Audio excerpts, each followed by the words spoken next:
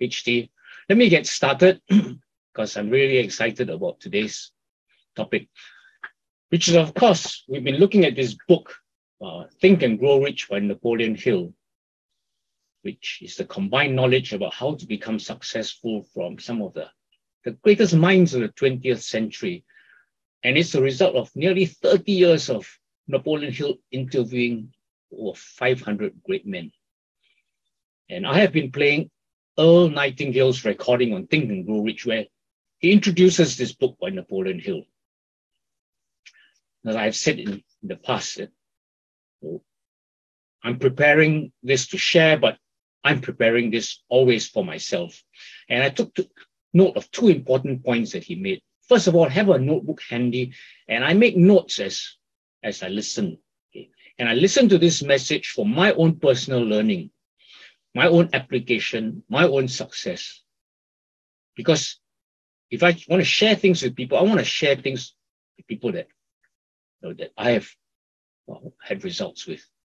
So I urge you to take notes as you listen to this. It's a very short session. Take notes to it. And when you go through the replay, and then ask yourself, how can you apply this in your life right now? Because this is about becoming rich, which is whatever you want to be. So Napoleon Hill wrote 13 proven steps to riches, where riches is simply whatever you happen to want. So today, let us hear what Earl Nightingale has to say on the fifth principle, okay?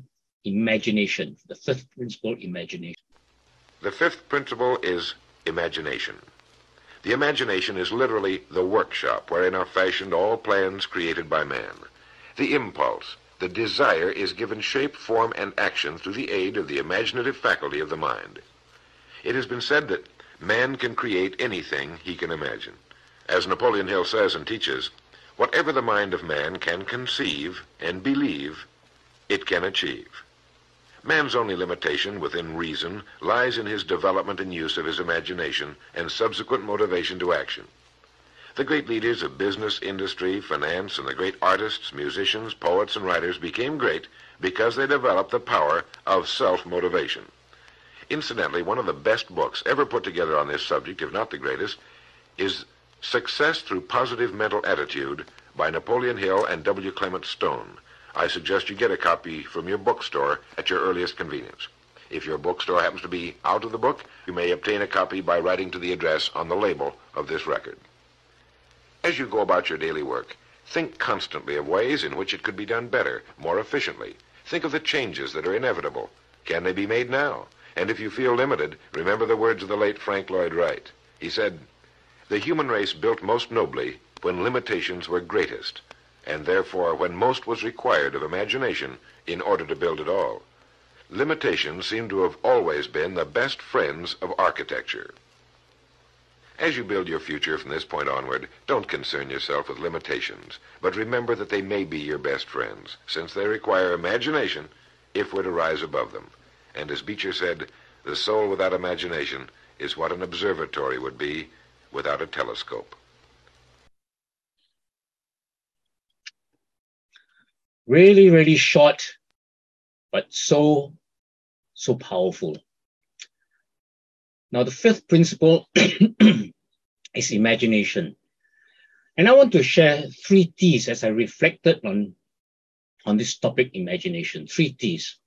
Okay. So the first T, let's start with the why. We always start with the why, the compelling desire, isn't it? You should know the formula by now. Okay. Everything starts with the why. Okay. So the first T is telescope. As you just heard Earl Nightingale say, he quoted Henry Ward Beecher, who said the soul without imagination is what an observatory would be without a telescope. If you choose to live with your eyes closed, you might as well be blind. But if you've got eyes, why don't you use it? Just like if you've got a telescope, why don't you use it? Imagine what you could discover if you left the confines of your house and went out to explore. And I use this analogy because of lockdown. And that's just a bit of what freedom is like. Opportunities out there, possibilities, discoveries. life itself. Okay. So this is an important why. You want to see what's beyond your house, way out into the galaxy. The next T is a tip on the how. So we talk about why and we talk about how. And the next T is time. So to have imagination, you've got to make time for self-reflection. We recently went through in my daily email. I've been learning from Robin Sharma, and he talked about self-reflection, and he said the daily behaviors of, for example, Albert Einstein. Much of the time he was alone in his work life, deep in thought, around the lake, sailing his small dinghy. Analyze most of those who have risen to world class, and you'll find the same trait. They understand the awesome value of some time every day in solitude. Kobe does it at 3 a.m. on a basketball court, Robin Sharma says, while his competitors are sleeping. Maya Angelou, the celebrated poet, did it in a rented motel room where she would go to get her best work done every morning. One of the billionaires I've coached schedules 3 hours a day to do nothing but think and harvest the ideas that continue to expand his fortune. Being alone isn't a waste of productivity. No, says Robin Sharma, in this world of scarce attention and broken focus, it's mission critical to it. So that's time alone. You need to spend time and set aside that time to be creative. And of course, those of you who have a relationship with our living God, time alone with God, the ultimate creator, the ultimate inventor, okay, absolutely essential. So the first two T's, the analogy of the telescope, time, and lastly, the last T is tension or trauma. What are your attitudes?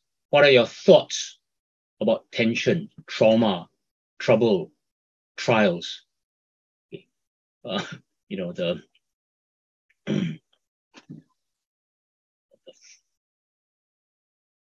The problems that Junwen talked about coming up.